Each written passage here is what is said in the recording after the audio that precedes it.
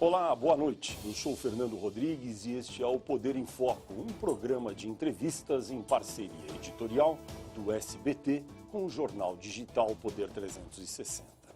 O entrevistado desta edição do Poder em Foco é o presidente do Supremo Tribunal Federal, ministro José Antônio Dias Toffoli. Boa noite, ministro. Boa noite, Fernando. Uma alegria estar aqui no Poder em Foco consigo. Ministro, a decisão do Supremo Tribunal Federal derrubou recentemente condenações da Lava Jato. Isso significa um possível desmonte da Operação Lava Jato? De maneira nenhuma. Em primeiro lugar, é importante registrar que se existe a Operação Lava Jato, se o país se estruturou com normas aprovadas no Congresso Nacional e sancionadas pela Presidência da República, elas foram frutos de proposições do próprio Supremo Tribunal Federal, frutos de dois pactos republicanos, um de 2004 assinado pelo ministro Nelson Jobim, quando presidente do Supremo, e outro de 2009 assinado pelo ministro Gilmar Mendes, também quando foi presidente do Supremo.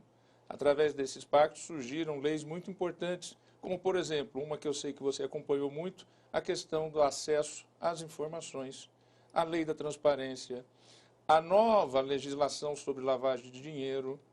A colaboração premiada é fruto de projetos que foram também gestados junto ao Supremo Tribunal Federal. O Supremo Tribunal Federal apoia e dá suporte ao combate à corrupção, mas jamais vai compactuar com excessos e com abusos. Mas nesse caso, ministro, há uma percepção das pessoas de que muitas sentenças serão anuladas, pessoas que estão presas, já cumprindo pena, serão soltas para voltar para a primeira instância. Não só... Essa mensagem não é ruim? Não só no caso daqueles em que se demonstrar que houve o pedido de se manifestar depois do delator, porque esse é um direito de todo e qualquer cidadão. O direito ao contraditório e à ampla defesa. Quem acusa, fala antes. Quem se defende, fala depois, até para saber do que está sendo acusado. É disso que se trata. Não se pode inverter essa linha processual, porque aí leva à nulidade. Vamos falar de um caso bem concreto. Eu sei que o senhor vai pedir para não falar do caso concreto, mas eu vou mencionar. O ex-presidente Lula foi condenado em primeira instância, tá? Já agora em segunda instância, num caso conhecido como o sítio de Atibaia. É possível, porque no processo dele houve pedido para o réu se manifestar depois, foi negado. É possível que ele se beneficie. Caso o ex-presidente Lula poderia, nesse caso, ter retroagir todo o caso dele para trás. Isso daí não é também uma mensagem ruim? Eu não conheço o caso específico. Agora, todo e qualquer cidadão tem o direito à ampla defesa. Se foi respeitado, vai ser mantido o processo na fase que se encontra. Se não foi, qualquer processo que descumpriu o que foi decidido pelo Supremo poderá ter a necessidade de nova oportunidade à defesa, se por acaso ela não tenha sido dada no momento oportuno. A impressão que todos temos é que há um ano, ou até há 6 meses, era muito difícil para o Supremo Tribunal Federal tomar decisões que contraditassem o que a Lava Jato em Curitiba havia feito. O que mudou agora para o Supremo tomar esse tipo de decisão? Veja, Fernando, em geral, a maior parte, a grande parte, eu não tenho dados específicos, mas com certeza, mais de 90% dos casos que chegaram contestando decisões do caso específico da Lava Jato foram mantidas pelo Supremo. Foram mantidas porque feitas dentro da constitucionalidade, dentro da legalidade, respeitando o contraditório, respeitando a ampla defesa. A grande maioria foi mantida. Foram poucas que tiveram a necessidade de se ter uma correção. E isso ocorreu sempre, não é algo que venha a estar ocorrendo agora. Houve já algumas decisões no passado exatamente para dar a baliza e a orientação. E veja, é importante lembrar, como eu disse, essas leis são frutos de pactos que teve a participação do Supremo. E são leis novas, são leis recentes.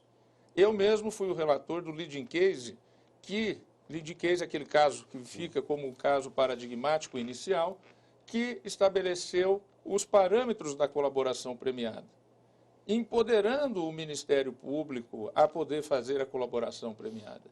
Veja, isso foi um suporte dado pelo Supremo Tribunal Federal em favor do combate à corrupção. e o Supremo vem dando esse suporte. Agora, o que não se pode é tentar, em nome de se obter uma pena a qualquer custo, passar por cima da Constituição. Isso em nenhum lugar do mundo. O que o Supremo decidiu aqui é o que a Suprema Corte dos Estados Unidos já decidiu. O que o Supremo decidiu aqui é o que a Corte Constitucional da Espanha já decidiu. O que o Supremo decidiu aqui é o que se decide na Itália. No direito comparado, meu voto deixou muito claro isso.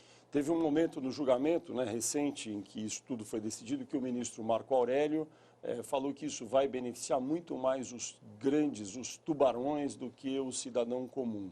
O senhor daí fez um discurso depois, enfim, se manifestou depois e contraditou um pouco o que disse o ministro Marco Aurélio. Agora, o fato é que para o cidadão comum fica um pouco a impressão daquilo que o ministro Marco Aurélio disse. Quando alguém tem bons advogados, consegue se defender, chega até o Supremo, acaba se, enfim, conseguindo liberdade. Quem não tem acesso a isso, não. A maior parte dos habeas corpus concedidos pelo Supremo são em casos em que a Defensoria Pública atua.